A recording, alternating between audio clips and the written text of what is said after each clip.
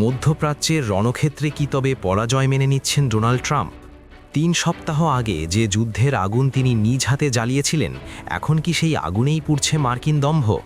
একদিকে যখন হাজার হাজার মার্কিন মেরিন সেনা যুদ্ধের ময়দানে এগোচ্ছে, ঠিক তখনই নাটকীয় মোড় নিলেন মার্কিন president.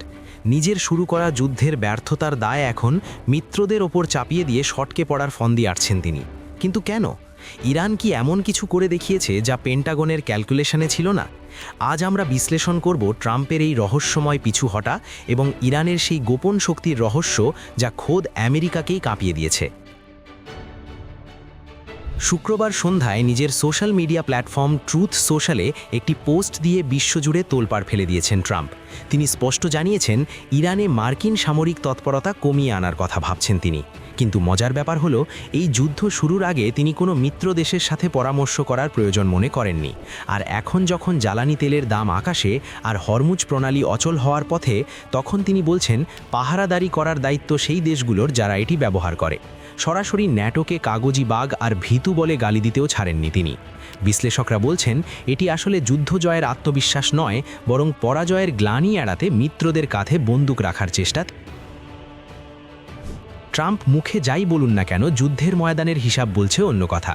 Centre for strategic and international স্টাডিজের তথ্য মতে, যুদ্ধের প্রথম 2 সপ্তাহেই মার্কিন ঘাঁটিতে প্রায় $80 কোটি ক্ষতিক্ষয় হয়েছে। ইরানের নিখুঁত হামলায় ধুলোয় মিশে গেছে জর্ডানের মার্কিন ঘাঁটিতে থাকা $485 মিলিয়ন মূল্যের অত্যাধুনিক থার্ড র্যাডার সিস্টেম। কুয়েত, কাতার এবং সৌদি আরবের সুরক্ষিত মার্কিন ঘাঁটিগুলোতেও ইরানের ক্ষেপণাস্ত্র বৃষ্টির চিহ্ন এখন স্পষ্ট।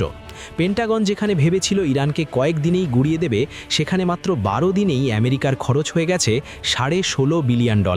এই বিপুল পরিমাণ অর্থ আর সেনার প্রাণহানি সব মিলিয়ে ট্রাম্প এখন দিশেহারা। তবে সবচেয়ে বড় চমকটা এসেছে ভারত মহাসাগর থেকে।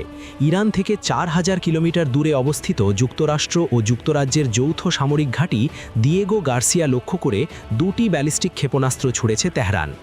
বিশ্ব জানত ইরানের পাল্লা মাত্র 2000 কিলোমিটার, কিন্তু এই হামলা প্রমাণ করে দিল ইরান তার তুরুপের তাস এখনও লুকিয়ে রেখেছে।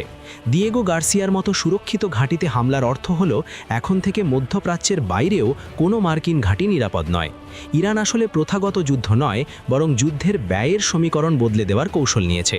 তারা বুঝিয়ে দিচ্ছে, যুদ্ধ চালিয়ে গেলে আমেরিকাকে এমন চড়া মূল্য দিতে হবে যা তাদের কল্পনার বাইরে। ওদিকে নিজ দেশেও কোণ ঠাসা ট্রাম্প। যুক্তরাষ্ট্রে গ্যাসের দাম 1 মাসেই 33% বেড়েছে। সামনে মধ্যবর্তী নির্বাচন, আর নিজ দলের নেতারাই এখন ট্রাম্পের এই অহেতুক যুদ্ধ নিয়ে প্রশ্ন তুলছেন। হোয়াইট হাউস থেকে দায়সারা বিবৃতিতে বলা হচ্ছে, প্রেসিডেন্ট এখনও চূড়ান্ত সিদ্ধান্ত নেননি, কিন্তু পেন্টাগন ঠিকই তাদের প্যারাট্রুপার আর F-35 যুদ্ধবিমান প্রস্তুত রাখছে। অর্থাৎ ট্রাম্প একদিকে পালানোর পথ খুঁজছেন, আবার অন্যদিকে ইরানের উপকূল দখলেরও দুঃস্বপ্ন দেখছেন। কিন্তু প্রশ্ন হলো, ইরান কি তাকে সেই সুযোগ দেবে?